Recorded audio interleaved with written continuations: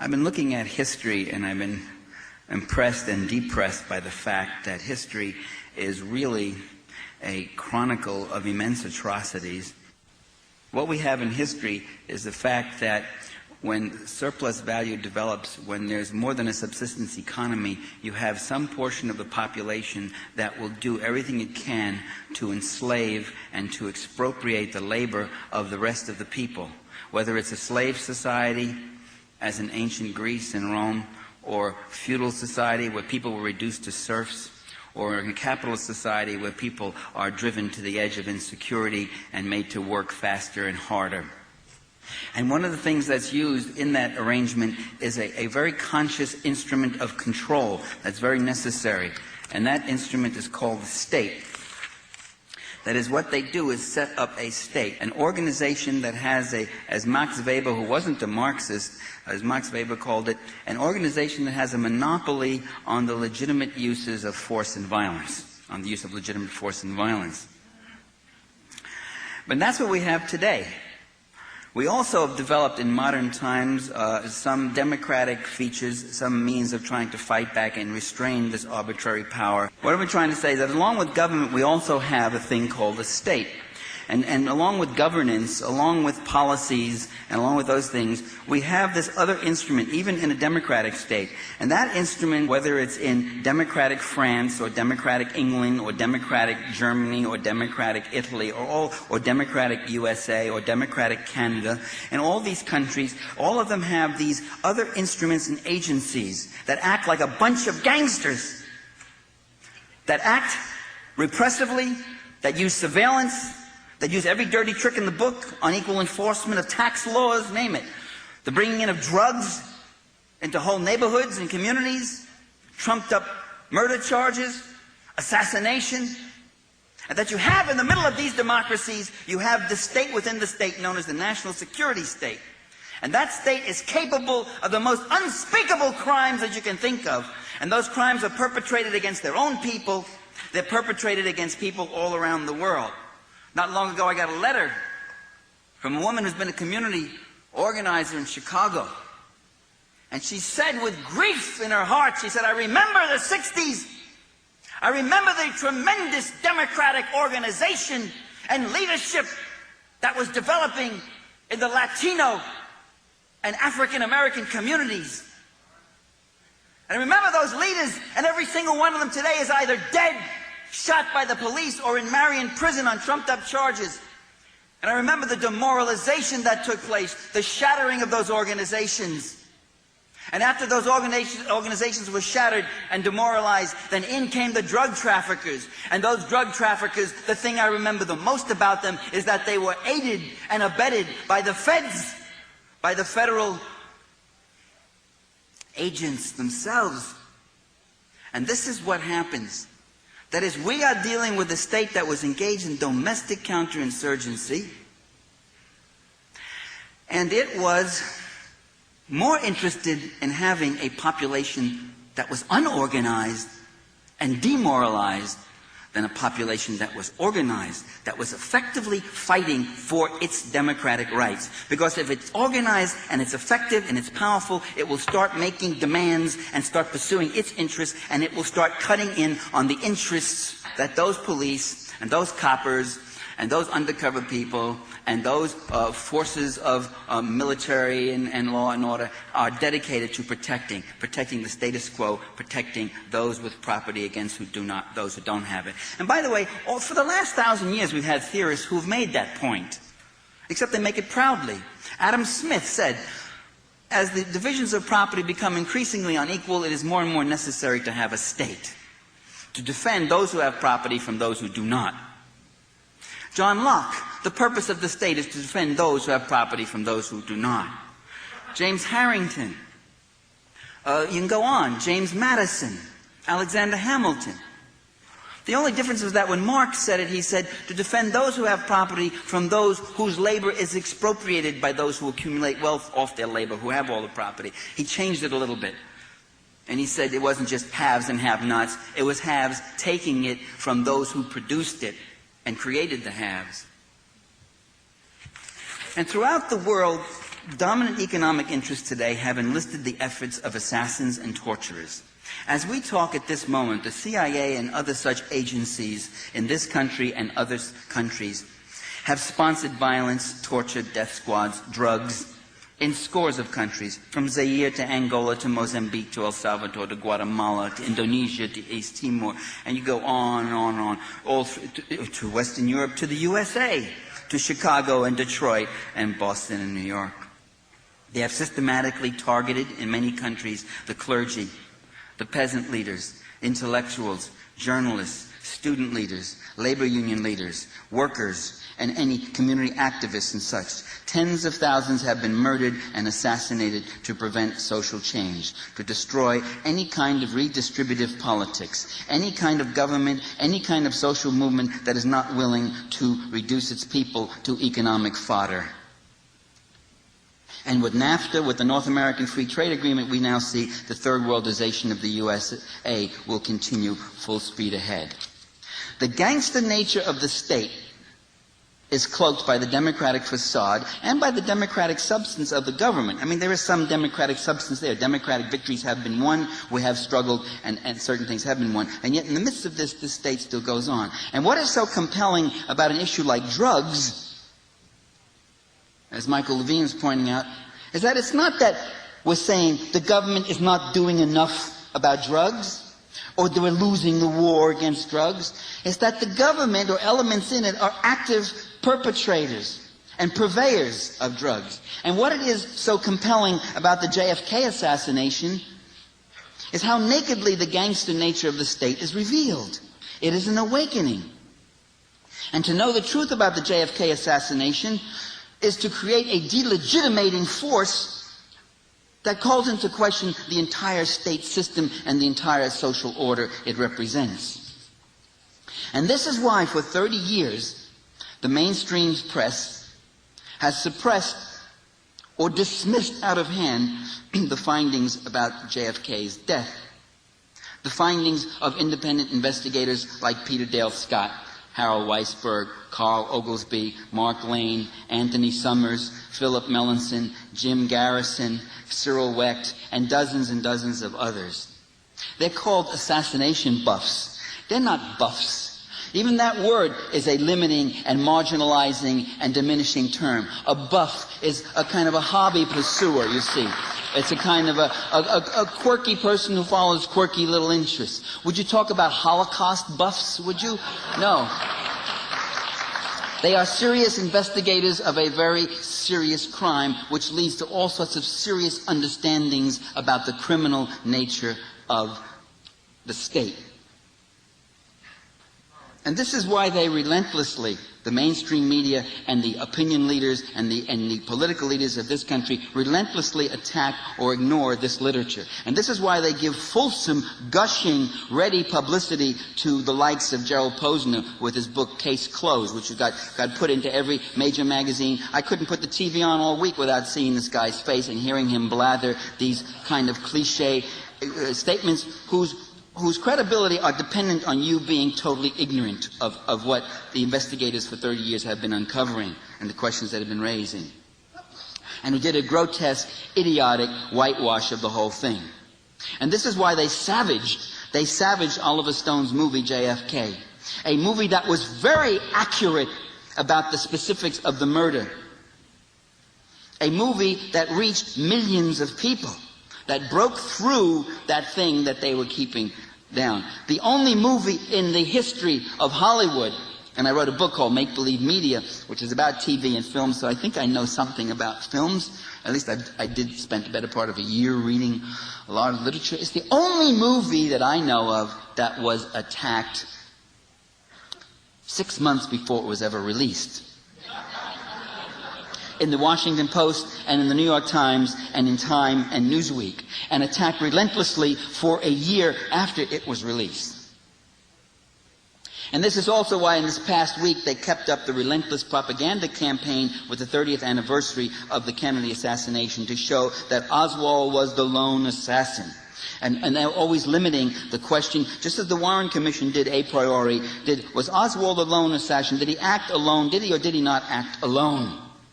Meanwhile, all one of the people who shot Kennedy. He did not act at all, although he was involved in another way. He was involved as a fall guy. And this is why they do this. If you want to know why, you just listen to them. It's not my analysis, it's what they say. The propagandists of the right and the center know why they've got to trash this issue and contain it. Listen to what Tom Wicker of the New York Times had to say. Now, Tom Wicker, he's never written a movie review in his life.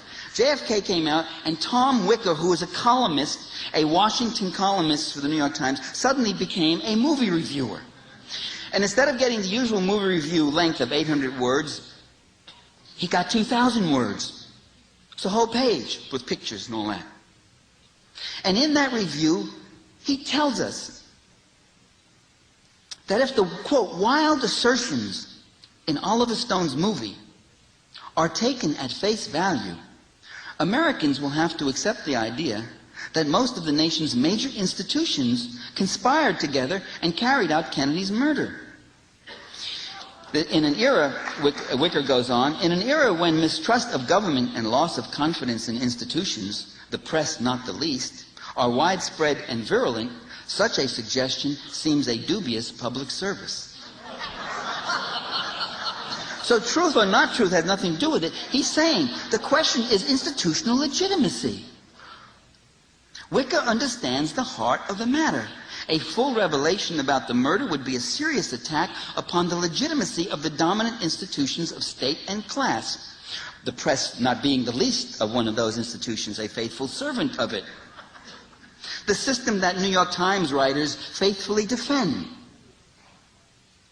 Playing before mass audiences, the movie JFK did not finger a cabal of malevolent perpetrators, but in fact pointed the finger at the national security state itself as the murderer. Damage control. You know, back in 1978, the House Select Committee reported, in fact, after an investigation, that there was more than one assassin shooting Kennedy. And there, therefore, was a conspiracy. In response, the Washington Post immediately editorialized in 1978, quote, "Could it have been some other malcontent whom Mr. Oswald met casually?" It gets better. It gets better with. Could not as many as 3 or 4 societal outcasts with no ties to any one organization have developed in some spontaneous way a common determination to express their alienation in the killing of President Kennedy? It is possible that 2 persons acting independently attempted to shoot the president at the very same time.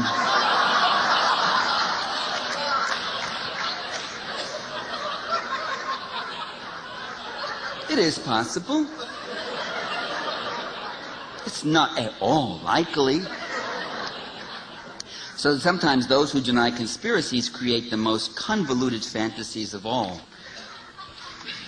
David Garrow, who wrote a biography of Martin Luther King, benignly, patronizingly looks at you, at the public mind. And he says that the evidence pointing to a conspiracy to murder Martin Luther King, no. You see what it is? A large majority of the American people do believe in assassination conspiracies. That allows events to have large, mysterious causes instead of small, idiosyncratic ones. I would say the Washington Post had the most mysterious cause of all a few minutes ago. They like that. They like the large causes. You see, but the question of conspiracy has to be decided by an investigation of evidence, not by a priori unscientific and patronizing presumptions about the public mind. In any case, the evidence in King's assassination doesn't involve large, mysterious causes, but very immediate actualities. And the investigators, like Peter Dale Scott and Harold Weisberger and Mark Lane, they weren't impelled by some yearnings, you see. They were impelled by questions of evidence, by things that didn't just seem to make sense, by very immediate empirical things which drew them into this more and more. But which these people who never read that evidence don't have to deal with, and so they can fashion all these theories. The independent investigators demolished the Warren Commission. The first and most effective, perhaps, was Harold Weisberg's book, Whitewash, and then the other one by Mark Lane, Rush to Judgment. Right there, terrific, written 25 years ago. Let's focus on a small part of the actual conspiracy. I can't obviously go through it all. It would take ages. Let's start with Oswald. If you watched television this week, you again, for the 78th time, heard that Oswald was a loner and incompetent, not very bright. You heard he was emotionally disturbed. Gerald Posner got on there, turning instant psychiatrist, and he said, Lee Harvey Oswald was a very disturbed young boy. He had a very disturbed childhood, and he was a passive-aggressive. I said, a passive-aggressive? A passive-aggressive assassin?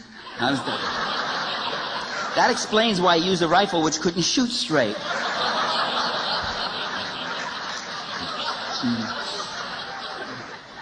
He also was a leftist. Alexander Cockburn has joined the right and the center, and in a column in the Examiner said he was a leftist. The truth is something else. Lee Harvey Oswald, all his IQ tests show that he was above average intelligence. He was a bright guy, a quick learner. Lee Harvey Oswald spent most of his adult life not as a lonely drifter, but directly linked to the U.S. intelligence community. At the age of 18 in the U.S. Marines, he had secret security clearance, and he was working at Marine Air Control in Atsugi base in Japan. Atsugi was a top secret base where the CIA launched some of its U-2 flights and did other kinds of covert operations in China.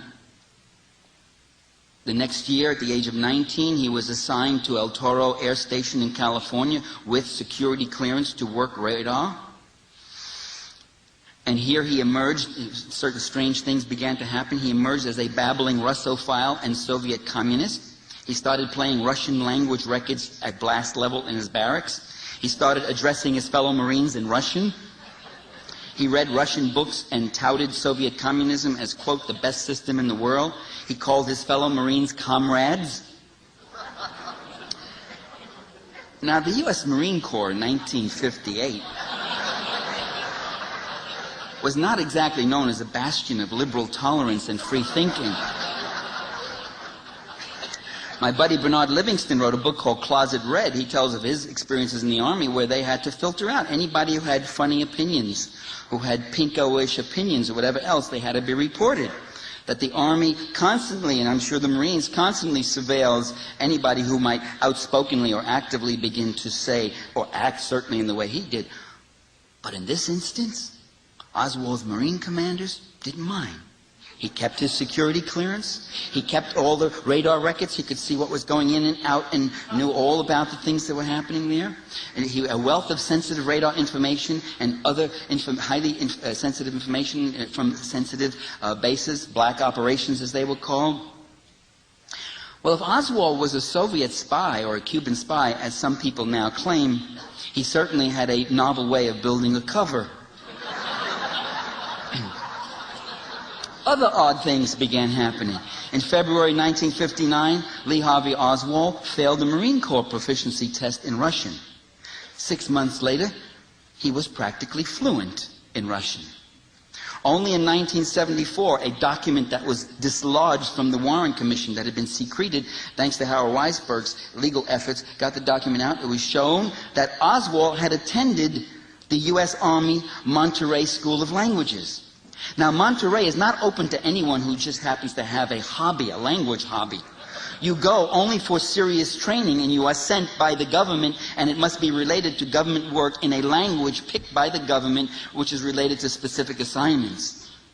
So Oswald learned Russian at the U.S. Monterey School of Languages.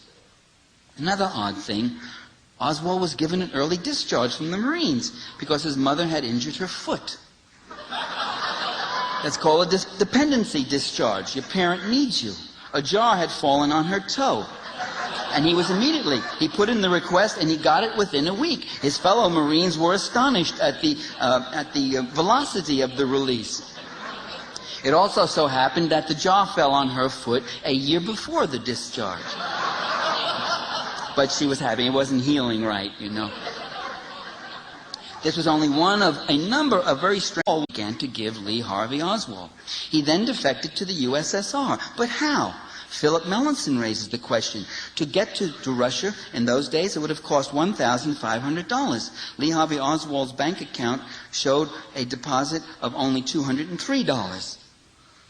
After he arrived in London and was there, he left London and went to Helsinki on October 11, on a day when there were no available commercial flights that would have allowed him to make it in one day. He had some kind of private transportation to get to Helsinki. In Russia, he announced that he was renouncing his U.S. citizenship and that he had lots of secrets that he was going to give to the Soviets. He even went into the U.S. Embassy and announced that and made sure they all knew it. The Soviets didn't bite. They let him stay, but they at no time thought he could be an agent of any use to them. They kept him under constant surveillance. He worked in a factory. He showed no particular interest in guns, but he belonged to the factory's gun club. He used to join in the rabbit shoots, and he could never hit the rabbit. Always someone had to come behind him and shoot the rabbit while he was firing. Otherwise, they would have been there all day. It was a joke. He was a miserable marksman, as he had been in the U.S. Marines. He had been flagged again and again. He missed the whole target a number of times. You get the flag. So Lee Harvey Oswald's show couldn't hit the side of a barn.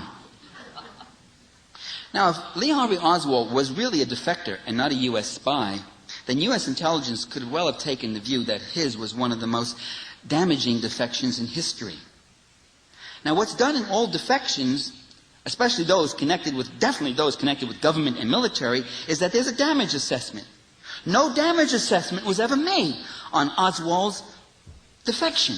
This did come out in the Warren Commission and the House Select Committee. Why there was no damage assessment? Guess it was just overlooked. We don't know. After 2.5 years, he applies to return to the U.S. This is after renouncing his citizenship, announcing he was going to give away secrets. And instead of being grabbed when he comes out and tried as a traitor, the U.S. accepts him back. And he says he was never debriefed. In fact, he was debriefed in Holland, in Amsterdam, but the CIA has no record of debriefing him, doesn't know who he is, never touched him, was never near him. And their explanation before the commission was that there were so many tourists coming in and out, that there was nothing particularly about him that would catch our attention. One might wonder, what is needed to catch your attention? A defector, secrets, all that. After the assassination, the CIA claimed that they suspected that he was a Soviet spy. They still didn't debrief him then. That makes it even more curious. He gets out of Russia, and what does the State Department do? They give him money. They give him money to travel back to the U.S. and get set up. They pay all his travel and moving expenses and those of his wife's. He's given back his passport with full rights to travel anywhere and denounce the U.S. government again someplace else. His wife is exempted from usual immigration quotas. No waiting. No exclusion for having belonged to the Soviet Komsomol, which was the Communist Youth Organization, which is a violation of U.S. immigration laws. Yet she was allowed in. Once back in Dallas, Lee Harvey Oswald settles in under the wing of one George de Mohrenschildt, a right-wing Russian with CIA ties. And this begins a whole pattern that goes on in Dallas and New Orleans, namely forays out into the public eye as a leftist. Again. Once back in Dallas, Lee Harvey Oswald settles in under the wing of one George de Mohrenschildt, a right-wing Russian with CIA ties. And this begins a whole pattern that goes on in Dallas and New Orleans, namely forays out into the public eye as a leftist. He starts a one-person Fair Play for Cuba organization in New Orleans, never has another member, never recruits another member. All his time in New Orleans and in Dallas, he never once contacts a single member of the Communist Party or any other left organization. Although he writes lots of letters to the Communist Party USA and to the Socialist Workers' Party, two groups which at that time weren't even talking to each other. Say, dear comrades, how are you? We fight forward and we go on. Yes, what should I do? And this and that. Send me instructions, you know.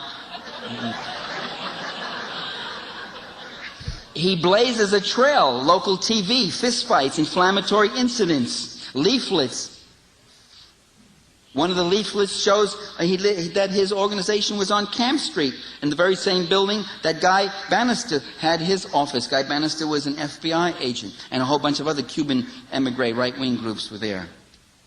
And his personal relations were with right-wing anti-communist Cubans, or with right-wing crypto-fascists or CIA types or others. So while he supposedly was this leftist, and if you ever heard any of the tapes of him speaking and explaining what communism was or socialism was, it's laughable. It's this little rote, superficial thing. While he was a leftist, in fact, all his personal associations were with right-wing people linked to the intelligence community. He also knew Jack Ruby. Now, they would have us believe that this man who couldn't hit the side of the barn took a Manlinka Carcana rifle whose sights were not even set. An Italian weapon, by the way, which the Italians said, the weapon that never killed anyone on purpose.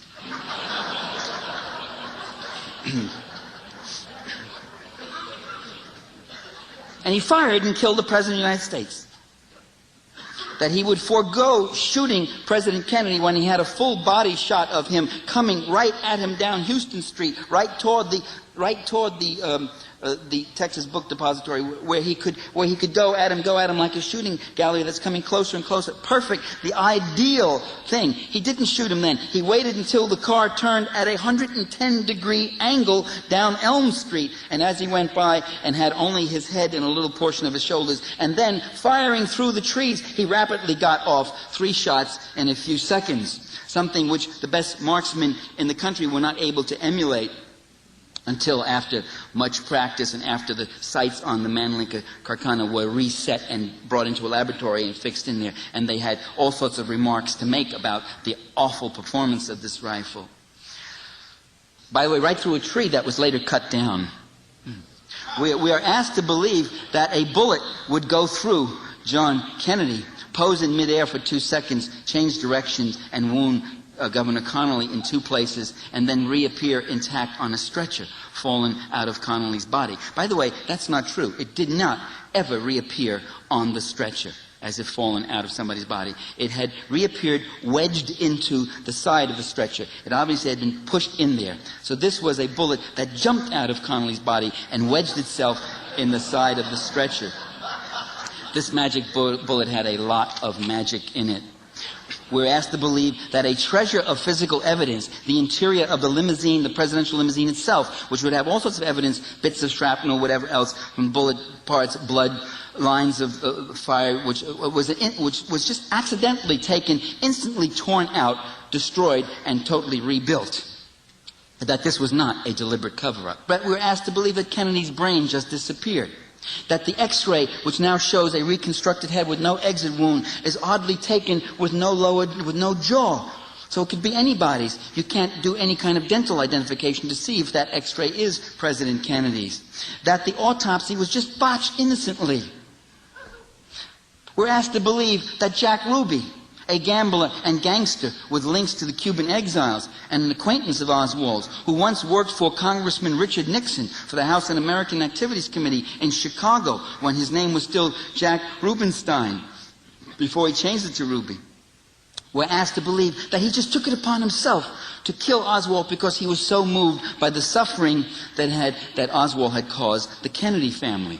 Although Ruby, a year later in jail, repeatedly kept alluding to the fact that you don't know the whole story, there's much more behind all of this, there's something really deep and sinister here and all this, and he was just simply dismissed by a media that was taking its cues. We're asked that the 21 witnesses, persons otherwise related to the case in some close way, with some information, privy to some conversations or whatever else, or who've met violent deaths, were part of a colossal coincidence, like the one the Washington Post was talking about.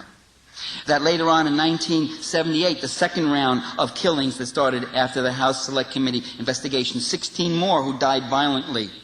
They just happened to die coincidentally, violent deaths, including one of them being George de Mohrenschildt himself, killed by a gun blast to the head 3 hours after a House Assassinations Committee investigator had tried to contact him. He was being set up for an interview. He was being set up for a lot more than that. George Mohrenschildt was not only close to Oswald, but in his telephone book there was found an inscription or an insert to George Pappy Bush, that he was a close friend of George Bush, and there was a correspondence between them. The sheriff's office in Palm County, Florida, found that his shooting was very strange,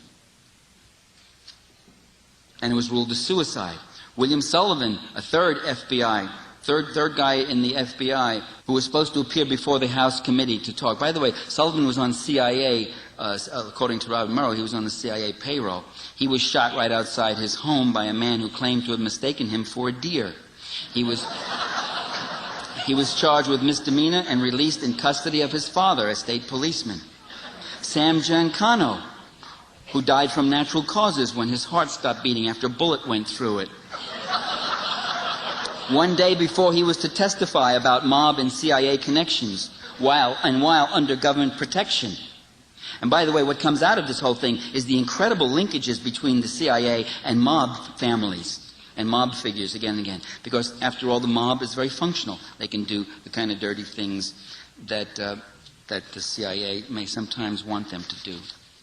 There are even some on the left, like Noam Chomsky and Alexander Cockburn, who argue that this whole interest in the assassination comes from a Kennedy revival, a Camelot yearning, the yearning for a lost Messiah. I'm giving quotes. These are quotes right from Chomsky. Cockburn and Chomsky and others, they challenge the notion that Kennedy was assassinated for intending to withdraw from Vietnam or undo the CIA or end the Cold War. These things could not have led to his downfall because they were not true. Kennedy was a Cold Warrior, a counterinsurgent who wanted a military withdrawal from Vietnam only with victory. I have argued similarly in my book, Democracy for the Few, that in fact, indeed, Kennedy was a Cold Warrior and a counterinsurgent, and that he should not be romanticized as a progressive. Chomsky, Cockburn, and others claim that the change of administration that came with JFK's assassination had no large-scale effect on policy, not even on tactics. In other words, if Kennedy had lived, he likely would have fabricated a Tonkin Gulf casus belli. He would have introduced ground troops in a massive land war, as Lyndon Johnson did. He would have engaged in the merciless B-52 carpet bombings of Laos, Cambodia, and Vietnam, as Richard Nixon did. He would have risked destroying his own electoral base, proving himself a mass murderer as bad as Nixon. Chomsky and Cockburn don't tell us how they know that. All we know is the one surviving Kennedy, the Robert Kennedy, in fact went a different way. He became an anti-war critic. He opposed the war. He broke with the Johnson administration, and he said that his brother's administration, his administration, had committed terrible mistakes. The evidence we do have, in fact, is that John Kennedy observed Cambodian neutrality and negotiated a ceasefire and coalition government in Laos, which the CIA refused to honor. They preferred to back a right-wing faction that continued the war. Chomsky says much about troop withdrawal. He just wrote a whole book on this, Camelot Revisited and all that. But he says very little about troop escalation, other than to offer Roger Hilsman's speculation that Kennedy might well have introduced U.S. troops, ground troops in South Vietnam. Maybe so, maybe not. In fact, the same Hilsman noted in the New York Times not long ago, and Chomsky doesn't note it, that in 1963, Kennedy was the only person in his administration who opposed the introduction of U.S. ground troops. He was the only thing preventing an escalation of the war. Forget the question of withdrawal or not withdrawal. He was a barrier in that sense. Whether or not there are certain left analysts who think Kennedy was or wasn't a progressive or a liberal and thinks that the CIA had no reason to kill him or other people had no reason to be dissatisfied with him, the fact is, do they see it that way? You know, entrenched interests are notorious for not seeing the world the same way that left analysts do. In 1963, people in right-wing circles, including elements in various intelligence organizations, did not believe that Kennedy could be trusted with the nation's future. Now, some months ago on a San Francisco talk show, I heard a guy come on. It was on KGO, and he said, "I've never said this before. I never said it. It's the first time I'm saying it. But I worked for Army intelligence. And in 1963, I was in Japan, and the accepted word around then was that Kennedy would be killed because he was messing too much with the intelligence community. And when word came of his death, we were, all I could hear were delighted comments like, 'We got the bastard.'" What JFK's enemies what they saw was something different from what Chomsky and Cockburn have seen. They fixed on Kennedy's refusal to provide air coverage to the Bay of Pigs, his refusal to go in with U.S. forces, his unwillingness to launch another invasion of Cuba, his no invasion guarantee to Khrushchev on Cuba, his atmospheric test ban treaty with Moscow, his American University speech calling for a re-examination of our Cold War attitudes toward the Soviet Union, his unwillingness to send ground forces in a massive form into Vietnam, his antitrust suit against General Electric, his fight with U.S. Steel over price increases, his challenge to the Federal Reserve Board, his warm reception at labor conventions, his call for racial equality and responsiveness to civil rights leaders, reluctant responsiveness, his talk of moving forward in a new frontier. Erwin Knoll, the progressive, says that he admits he has no idea who killed Kennedy. But this doesn't keep him from asserting that the Oliver Stone film was manipulative and that Stone provided false answers. How do you know that, Erwin, if you have no idea who killed Kennedy? And the remarkable thing about Erwin Knoll and Noam Chomsky and Alexander Cockburn is they don't know a damn thing about the criticisms and investigation that's been made. We've said this again and again.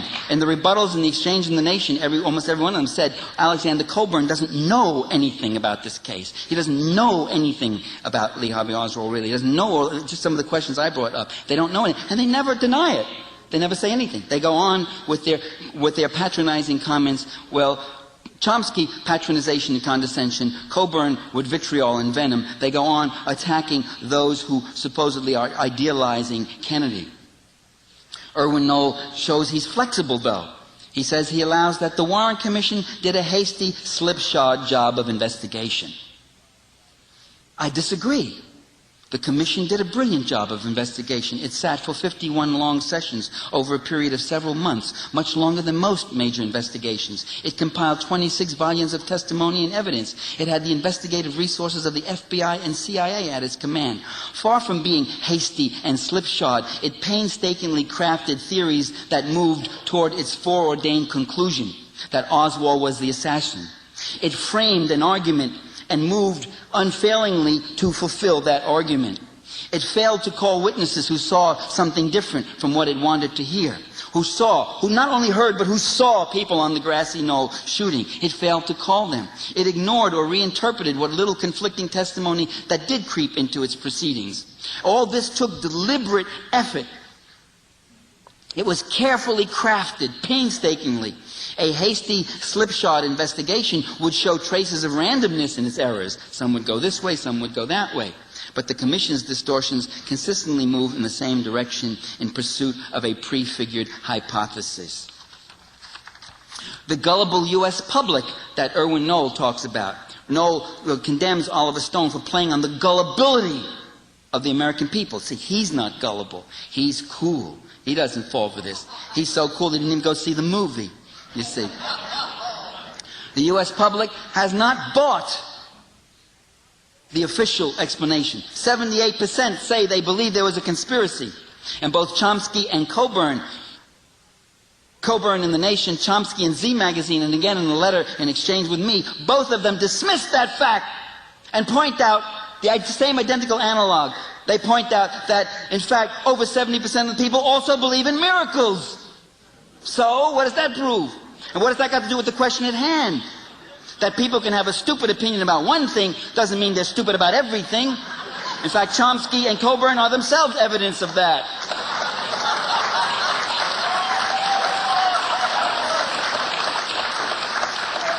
In any case, the comparison is between two different things. They're comparing the public's gullibility about miracles with the public's unwillingness to be gullible about the official line that's being fed and shoved in their faces for 30 years. That's not gullibility at all.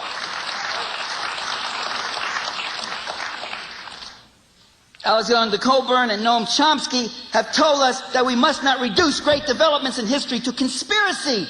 For then we lose sight of institution, class, and other systemic factors of American capitalism. I don't need them to tell me about systemic factors in American capitalism. I use a structural analysis in all my writings. But investigating the JFK conspiracy, we are not looking for an escape from something unpleasant and difficult. That's psychiatrist Noam Chomsky speaking. But we're hitting upon the nature of state power in what is supposedly to be a democracy. Conspiracy is not something that's in contradistinction to structural analysis. It is part of it. These guys will use conspiracy, they will use legitimacy, they will finance elections, they will use publicity campaigns, they will set up liberalish organizations, they will set up alternative trade union movements, they will use assassins and death squads, they will use every single conceivable thing there is. And this was one of the things they used. When they had someone who was giving them trouble, when they had someone who was standing in their path because he was a little too bright and too shiny, when they had an agenda to save Southeast Asia from communism, they would kill one of their own. And that is a tremendous revelation. It was a startling revelation to the American public to make them realize what kind of a gangster government and national security state we really have in this country and what it does around the world.